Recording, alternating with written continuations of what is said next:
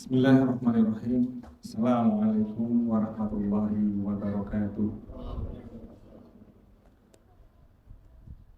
Alhamdulillahilladzi bi ni'matihi tatimmus shalihat. Asyhadu an la ilaha illallah wa asyhadu anna Muhammadan abduhu wa rasuluh. Allahumma shalli wa sallim wa barik wa majid wa karim ala nabiyyina Muhammadin wa ala alihi wa sahbihi wa man tabi'ahu bi ihsanin ila yaumiddin. Rabbi shrah li sadri wa yassir li amri wahlul 'uqdatam min lisani yafqahu qawli. Allahumma rzuqna fahman nabiyyin wa hifdzal mursalin wa ilhamal malaikatil muqarrabin bi rahmatika ya arhamar rahimin. Allahumma anfa'na bima 'allamtana wa 'allimna ma yanfa'una wa zidna ilman nafi'a ya alim. Para satidah rahimani wa rahimakumullah, kemudian para ayah dan bunda calon wali santri Kutab Asy-Syafi'i yang dimuliakan Allah Subhanahu wa taala. Alhamdulillah, puji dan syukur kita panjatkan kehadirat Allah Subhanahu wa taala. Dengan izin dan perkenannya, Allah izinkan kita bertemu di tempat yang mulia ini. Tentunya pertemuan kita hari ini bukan pertemuan yang tanpa sengaja, namun pertemuan kita hari ini adalah pertemuan yang Allah sudah atur, yang Allah sudah rencanakan kita akan bertemu di tempat yang mulia ini. Oleh karenanya patut kita syukuri bersama pertemuan kita hari ini. Setidaknya kita bertemu di sini berangkat dari kesadaran bahwa generasi penerus dakwah kita, generasi setelah kita, putra dan putri kita harus menjadi anak-anak yang jauh lebih baik daripada kita, anak-anak yang berbeda sama sekali dengan keadaan kita hari ini. Kemudian salawat dan salam kita sanjungkan kepada Nabi Muhammad SAW serta keluarga, sahabat dan para pengikutnya hingga hari kiamat kelak. Ayah bunda calon wali santri baru yang dimuliakan Allah Subhanahu wa taala, yang pertama kami ucapkan ahlan wa sahlan bi hudurikum. Bagi calon wali santri yang benar-benar baru, kami ucapkan ahlan wa sahlan. Kemudian bagi calon wali santri baru namun wajah lama, kami juga ucapkan ahlan wa sahlan. Yang baru, yang benar-benar baru, kami sampaikan selamat datang. Dan inilah tempat kita, dan antum bagian dari keluarga kami. Ketika kami mengatakan ahlan wa sahlan, berarti kami sebuah pengakuan bahwa antum adalah keluarga kami, dan kami tidak akan mempersulit antum, akan memberikan kemudahan-kemudahan kepada antum semua. Pun begitu juga para wali santri yang calon wali santri baru tapi hakikatnya sudah lama di sini. Begitu juga saya sampaikan hal yang sama. Dan di grup PSB itu saya sampaikan alur Stadium General. Yang pertama meluruskan niat, ikhlas, mengharapkan ridho Allah Subhanahu wa taala semata. Dan ini berlaku untuk kita semua, baik kami sebagai orang yang diamanahi di sini, kemudian antum muka baru maupun muka lama, ya, harus meluruskan kembali niat kita dalam mendidik generasi kita. Meluruskan niat antum hadir di tempat ini, sehingga dengan niat tersebut semoga Allah Subhanahu wa taala menyampaikan apa yang kita niatkan, menyampaikan kepada apa yang kita niatkan bersama. Ayah bunda calon wali santri baru yang dimuliakan Allah Subhanahu wa taala, karena ini bagian dari alur penerimaan santri baru, dan mohon maaf yang sebesar-besarnya jika sebagian dari antum harus memaksakan diri untuk hadir ke tempat ini, karena urufnya, adatnya kita seperti itu ya. Dulu kita selalu syaratkan rangkaian acara penerimaan santri baru itu bisa dihadiri ayah dan bundanya, kedua orang tuanya wajib hadir, sehingga banyak di antara antum sebagian di antara antum yang jauh dari Sulawesi harus datang untuk acara ini, kemudian yang punya acara wisuda juga harus mengajukan acaranya. Masya Allah, saya ucapkan terima kasih, jazakumullah khairan. Semoga pengorbanan antum itu tidak sia-sia ya. Artinya itu bukti serius bahwa antum ada perhatian khusus untuk pendidikan putra-putri antum, perhatian khusus untuk memperbaiki generasi antum. Nah, semoga Allah mudahkan nanti antum mencapai cita-cita yang antum cita-citakan. Bunda yang dimuliakan Allah Subhanahu wa taala, berbicara tentang kutab, visi misi itu tidak lepas dari keluarga, tidak lepas dari visi dan misi kita berkeluarga. Sehingga ibaratnya di kutab ini wali santri itu diminta memang untuk berperan aktif di kutab, berperan aktif di dalam membersamai pendidikan ini. Dan sering kami sampaikan baik di antara asatidzah maupun wali santri, kalau seandainya wali santri ini tidak serius, maka sejatinya kita ini cuma capek-capek ngajar, tapi hasil nggak ada. Kita sudah capek ngajar, tapi hasil nggak ada. Kalau wali santri tidak serius, artinya masih berpandangan pendidikan saya sama ketika menyekolahkan anak-anak di luar kutab. Artinya saya naruh dia di sekolah, kemudian bulanannya saya cukupi, kemudian saya berharap soleh, anak saya keluar dari situ soleh. Itu anggapan paradigma yang keliru. Jadi tugas antum bukan hanya sekedar membayar infak sehariah setiap bulannya, tapi masih banyak hal yang harus antum bersamai untuk kelancaran kutab Asy-Syafi'i ini.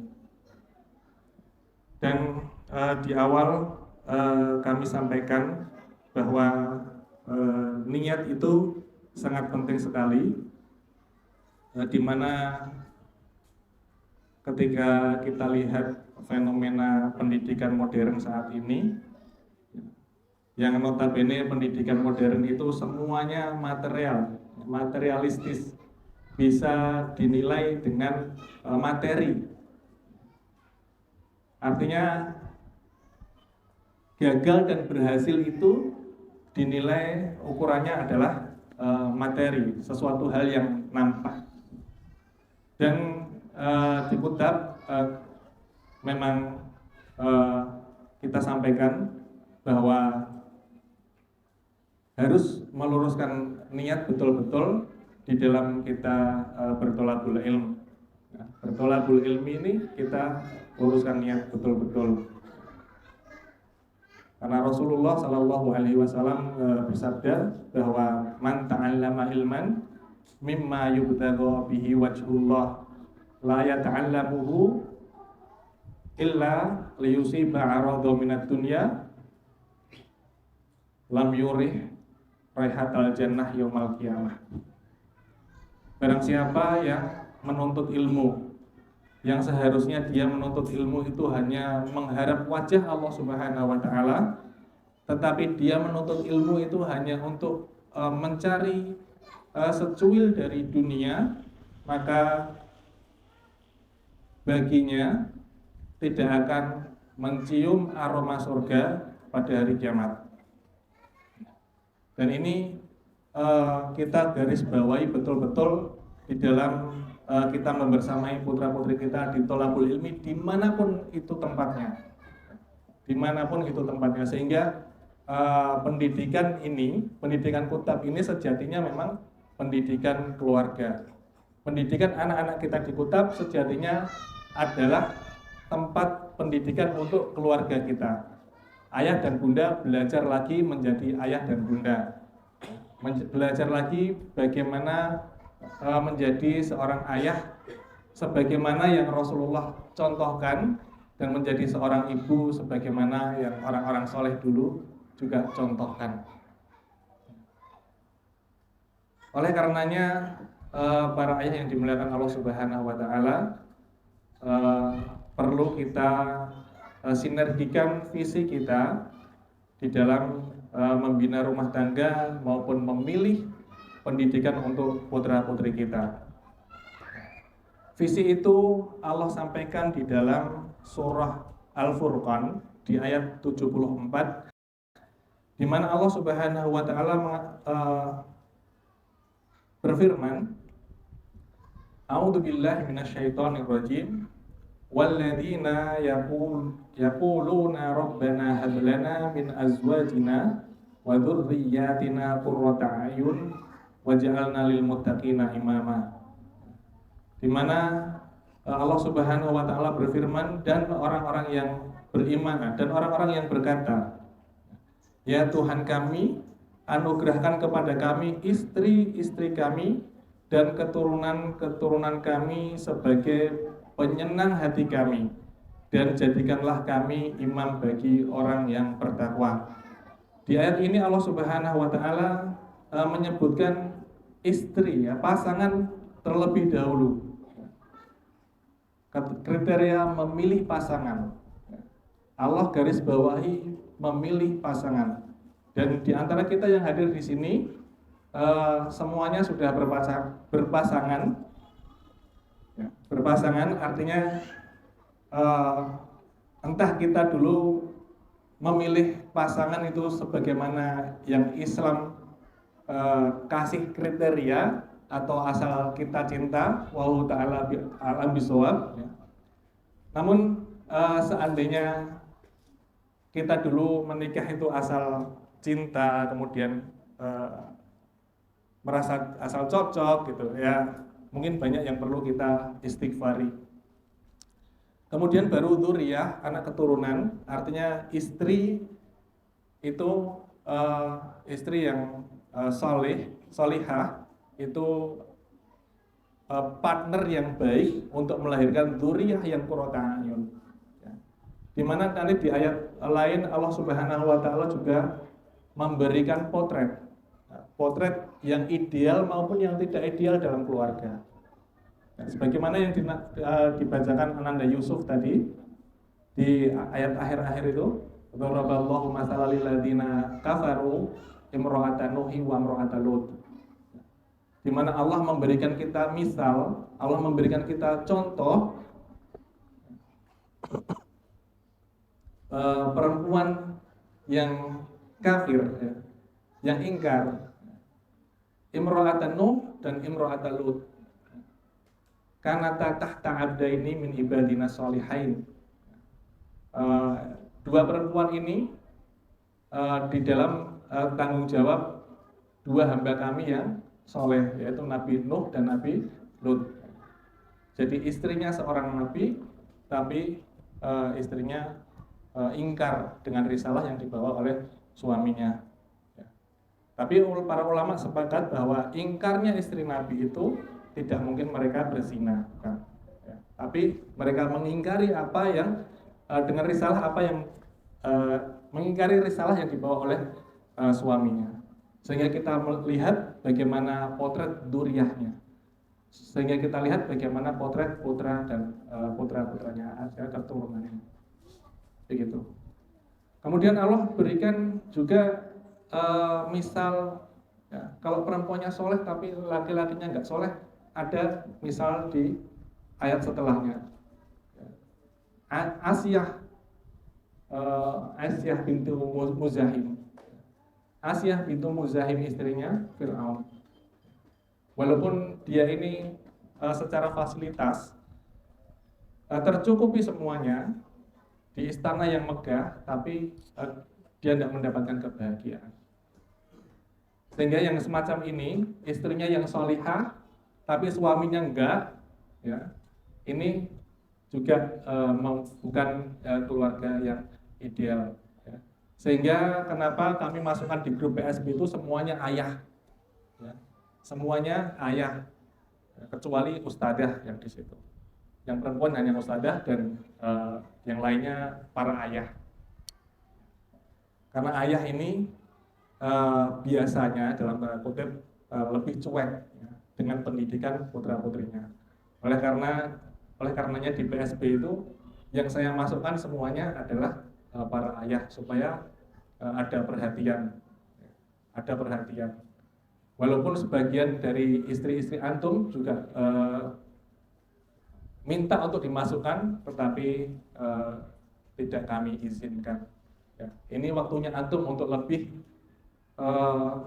perhatian yang sangat dengan pendidikan putra-putri kita.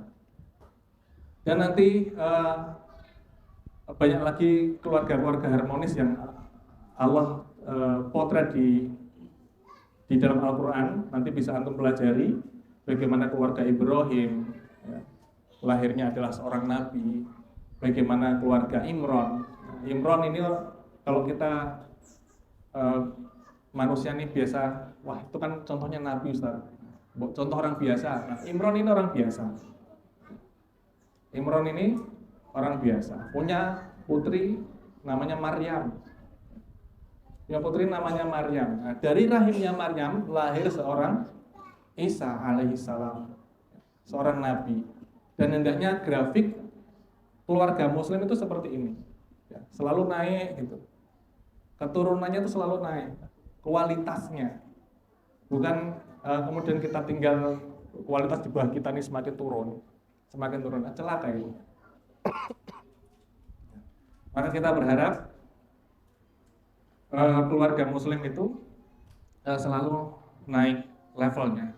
Kalau seandainya dulu kita adalah bagian dari yang gagal di dalam pendidikan, setidaknya anak-anak kita itu adalah kesempatan kedua kita dalam memperbaiki diri kita. Kesempatan kedua kita dalam memperbaiki generasi kita, memperbaiki diri kita, sehingga nanti kita berharap di visi-visi selanjutnya kita bisa bertemu mereka di surga Allah Subhanahu wa Ta'ala. Kemudian di ayat itu juga disampaikan waj'alna lil muttaqina imama, dan jadikanlah kami pemimpin bagi orang-orang yang bertakwa. Artinya kepemimpinan itu sudah Allah tanamkan visinya di keluarga muslim. Kepemimpinan itu harusnya sudah mulai diajarkan di keluarga muslim. Kepemimpinan itu butuh waktu yang panjang untuk melahirkan sebuah pemimpin. Butuh pendidikan yang panjang untuk melahirkan sebuah pemimpin. Seorang pemimpin itu tidak mungkin dia dilahirkan hanya dari diklat kepemimpinan. Kalau dulu di kampus kan ada namanya diklat kepemimpinan gitu. Sebelum diklat kepemimpinan, kemudian nanti ada diklat kewirausahaan. Diklat kepemimpinan ini nggak mungkin dia dalam waktu singkat menghasilkan pemimpin. Sehingga Islam ini agama sempurna, kepemimpinan itu memang sudah dititipkan di pundak antum para ayah kaum muslimin. Sehingga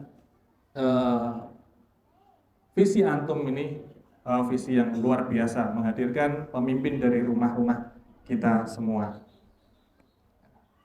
Dan menghadirkan pemimpin dari rumah kita ini, seperti saya sampaikan tadi, waktunya panjang, bukan singkat, bukan hanya 5 tahun.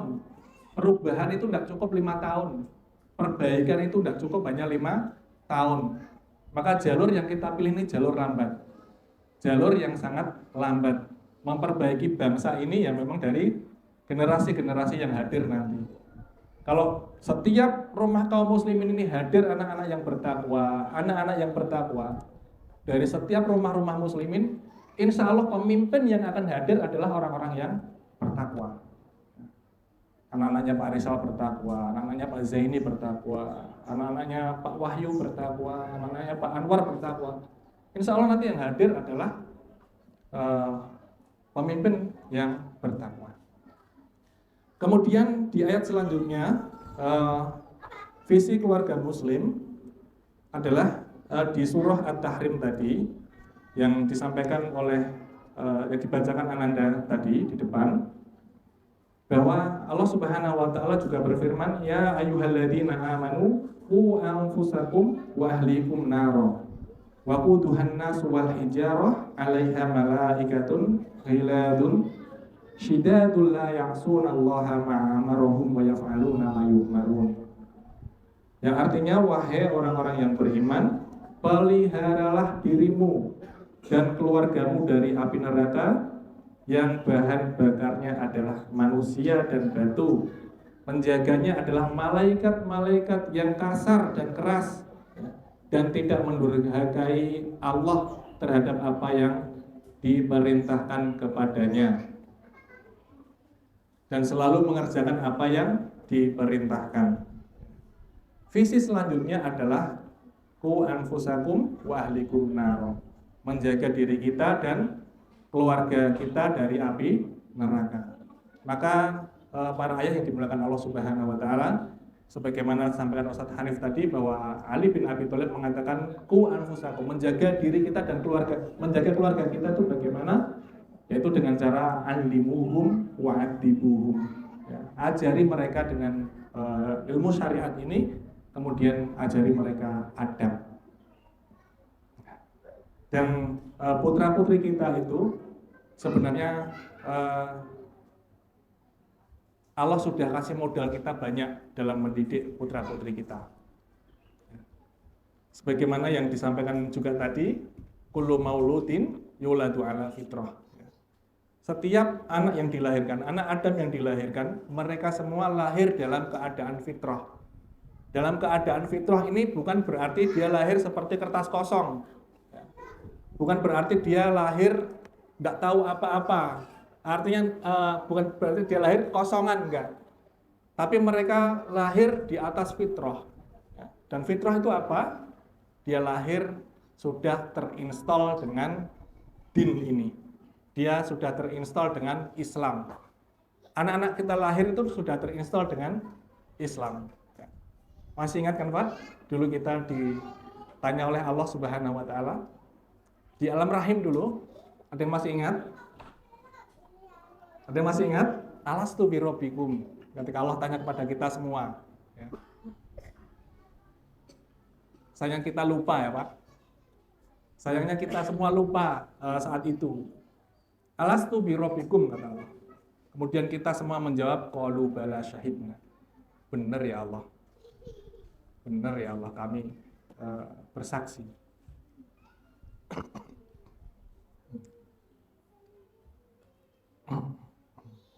Ya.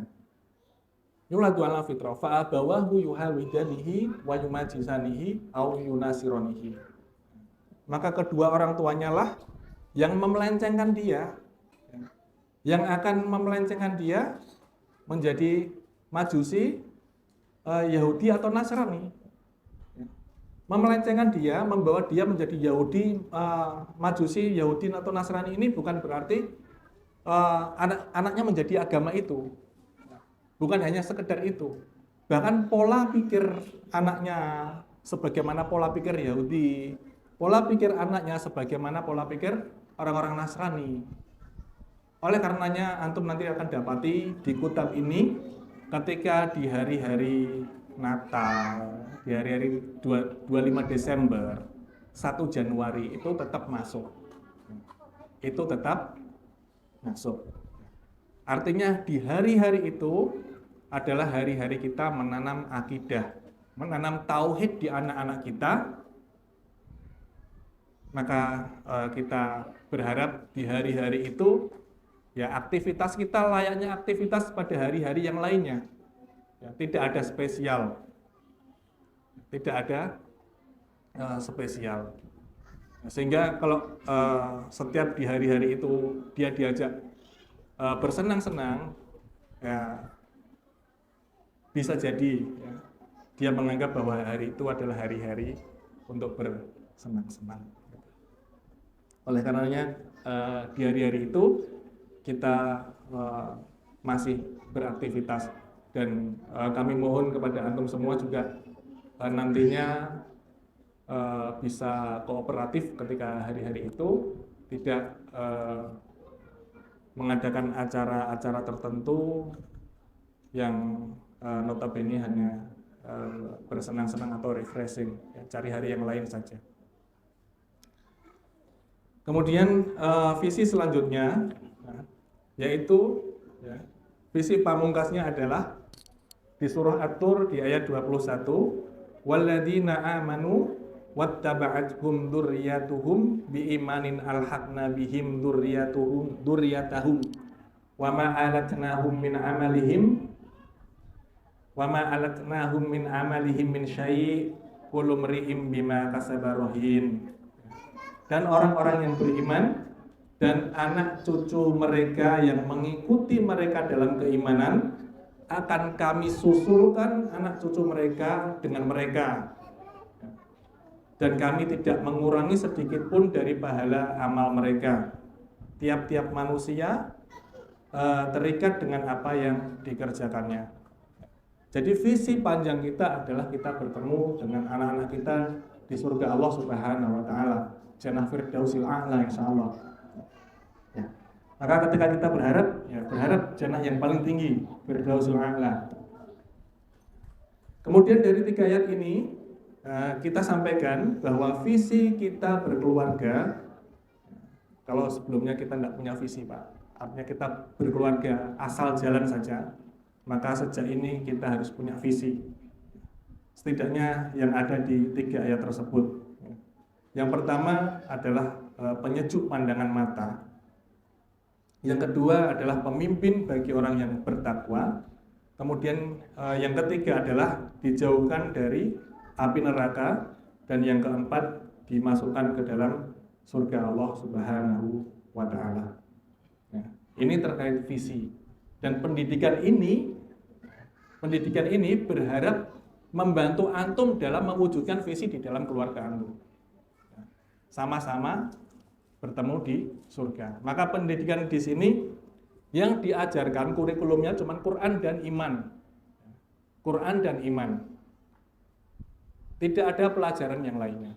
Quran, iman. Nanti iman, Quran itu banyak juga nanti murafaqatnya. Ada bahasa Arab, ada baca tulis, berhitung. Tapi poin utamanya di sini adalah Quran dan iman. Quran dan iman. Sehingga di perjalanannya nanti ketika antum jumpai, namanya orang ini kan kadang bersosialisasi dengan masyarakat. Loh, anakmu sudah belum bisa ini, kok anakmu belum bisa gini, kok anakku belum bisa ini. Sedangkan anak tetangga sudah bisa ini dan itu. Hendaknya antum tetap fokus dengan ini, dengan fokus dengan visi kita, maka insya Allah antum tidak goyang dengan itu.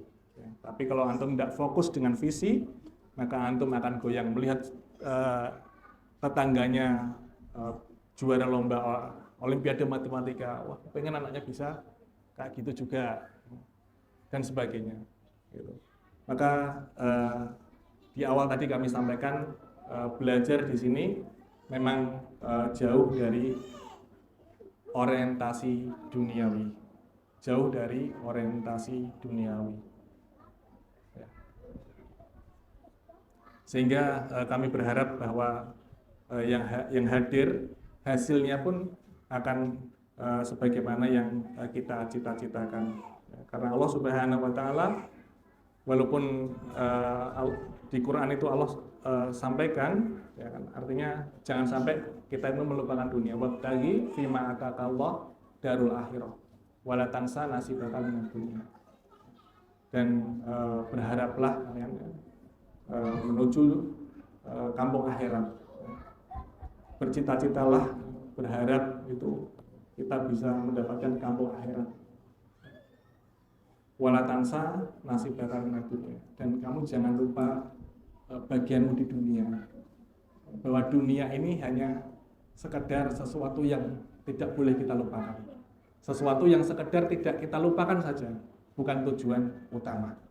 Dan pendidikan modern kita hari ini mengajarkan bahwa dunia ini adalah tujuan utama. Bagaimana dia lulus sekolah bisa bekerja, bagaimana dia sekolah bekerja dan bekerja. Dan kalau antum mau serius mendalami bagaimana pendidikan modern atau pendidikan hari ini, maka antum bisa telusuri sejarah pendidikan modern, konsep-konsepnya. Antum akan tahu dari siapa konsep-konsep itu, bagaimana keadaan mereka, apakah mereka itu orang-orang soleh yang menginginkan perbaikan, yang menginginkan kebaikan. Insya Allah antum tidak akan dapati itu. Berbeda dengan pendidikan Islam, pendidikan yang Rasulullah SAW wariskan ini, insya Allah akan kita rasakan keberkahannya. Karena latar belakang, sudut pandang antara pendidikan Islam dengan pendidikan modern ini sangat kontras sekali. Islam ini memandang anak-anak kita ketika sudah balik itu dipandang sebagai orang dewasa, karena dia sudah ditaklif oleh Allah, dia sudah dapat beban dosa dan pahala. Sedangkan di pendidikan modern dia masih anak-anak, maka banyak sekali ketimpangan itu, maka bertolak dari perkataan Imam Malik rahimahullah, lantas hadhil ummah illa bima salaha bihi awwalha, bahwa umat ini tidak mungkin bisa diperbaiki kecuali diperbaiki sebagaimana generasi awal dulu diperbaiki. Dan kita mari bersama-sama kita mencontoh, tentunya berubah secara fundamental itu juga tidak mudah, maka kita berubah sesuai dengan keadaan kita masing-masing. Dan di Kutab ini juga seperti itu. Ya, artinya kurikulum itu juga melihat bagaimana kondisi masyarakat muslimin hari ini. Contohnya Quran di Kutab targetnya berapa, Ustaz? Biasanya yang daftar tanya gitu. Lulus Kutab biasanya targetnya berapa, Ustaz? Kita targetkan 5 juz misalnya. 5 juz mungkin. Tapi namanya anak-anak itu ya sebagaimana rizki yang Allah berikan pada kita ini beda-beda. Ada yang diberi banyak, ada yang diberi kerannya cuma dibuka sedikit. Ada yang hafal 5 juz, ada yang enggak.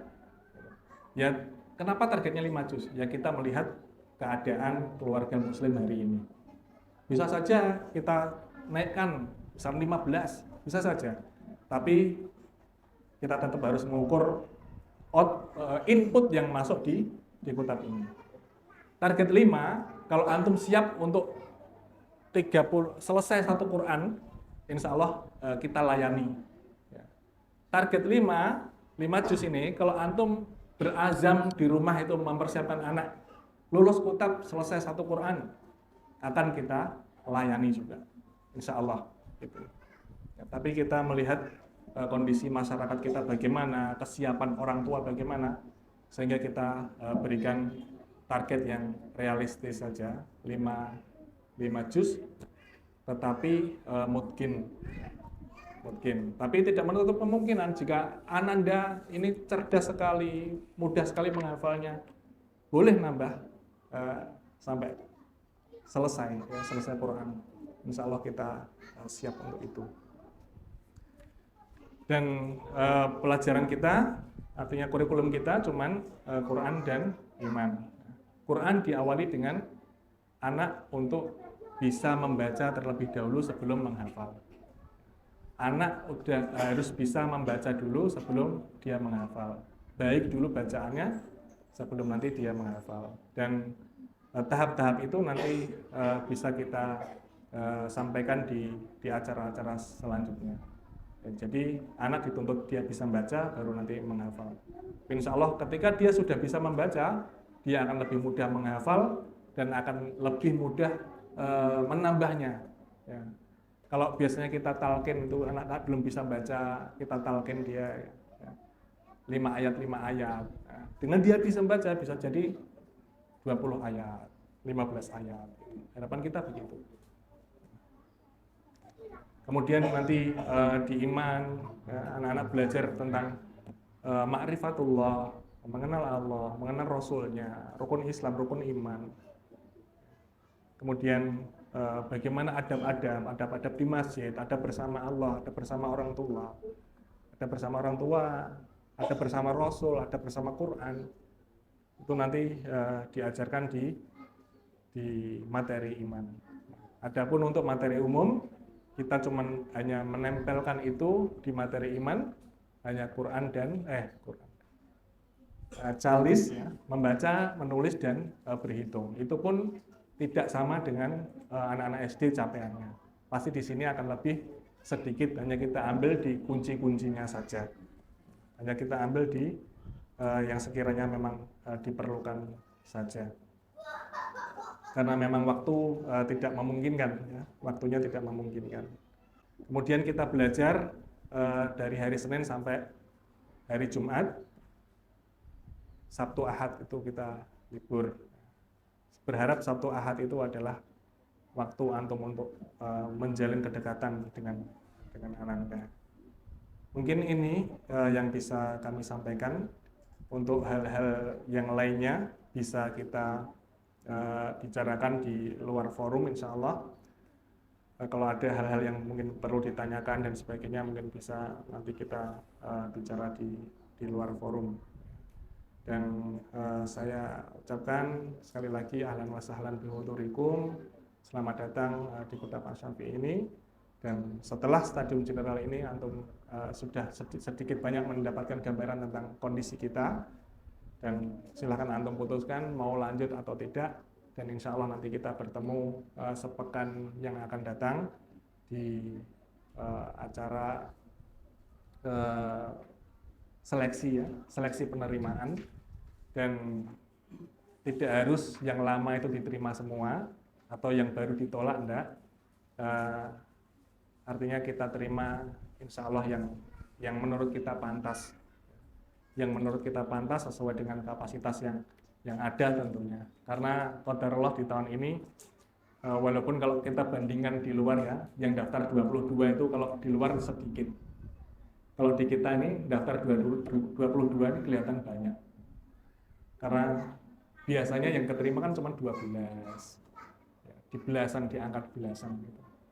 Maka saya sampaikan lagi, wali santri lama belum jaminan kalau antum diterima, dan wali santri baru bukan jaminan kalau antum ditolak. Antum kaya atau miskin itu bukan tolak ukur kita untuk menerima maupun untuk menolak. Ya. Paham nggih, Pak? Ibu-ibunya paham nggih, Bu? Insya Allah paham, ya. Begitu. Mohon maaf atas segala kekurangan. Sampai bertemu dan dipersiapkan betul-betul. Dan kami berharap nanti di interview maupun ujian-ujian yang ada, jawaban antum jawaban dari hati. Artinya apa yang antum sampaikan yang memang dari hati, bukan tasono, bukan sesuatu yang dibuat-buat. Ya, karena urusan kita adalah memperbaiki generasi. Urusan kita adalah sesuatu yang besar, bukan yang remeh, bukan yang main-main. Urusan kita adalah memperbaiki generasi. Urusan akhirat kita. Urusan akhirat kita. Karena baik buruknya anak itu nanti akan mempengaruhi bagaimana baik buruknya kita nanti di akhirat. Sehingga kita optimalkan betul dalam mendidik putra-putri kita. Barakallahu fikum. Mohon maaf atas segala kekurangan. Billahi taufik wal hidayah. Assalamualaikum warahmatullahi wabarakatuh.